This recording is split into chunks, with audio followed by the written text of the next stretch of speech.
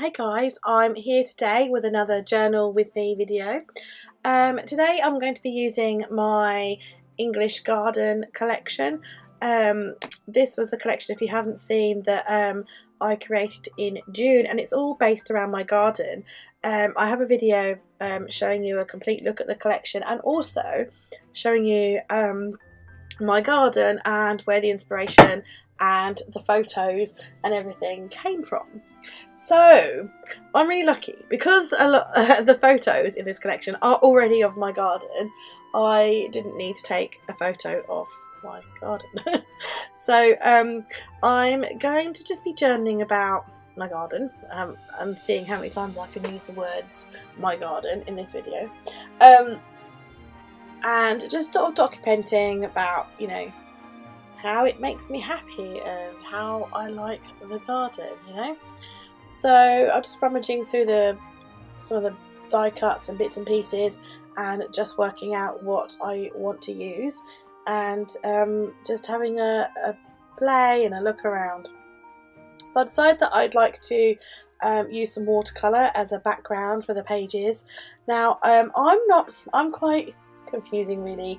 I am girly in as much as I do like some girly things, but not just the chintzy. I'm a bit of a contradiction because I don't like some pinks but I like other pinks, and anyway it's just all quite confusing. But I decided to go really pink and kind of chintzy with this, and it kind of works and I'm happy with it. So I'm just using a wash of watercolour on my page just to give it a bit of a tint.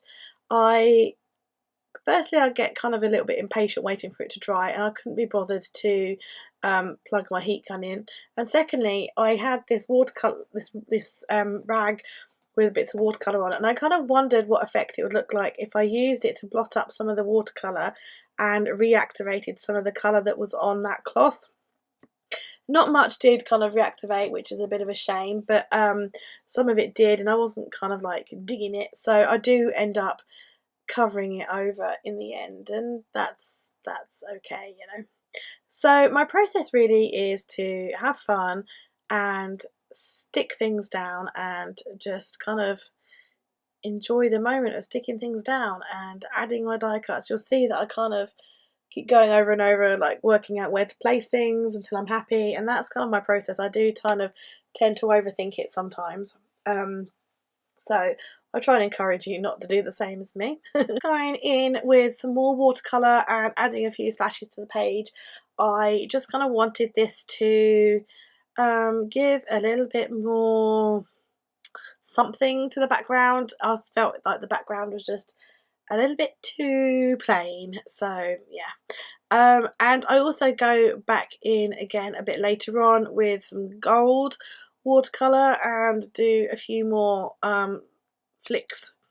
I then decide that I'm not so keen on the harshness of the gold, so I kind of smudge them out with my finger, and I really like the look of how that looks.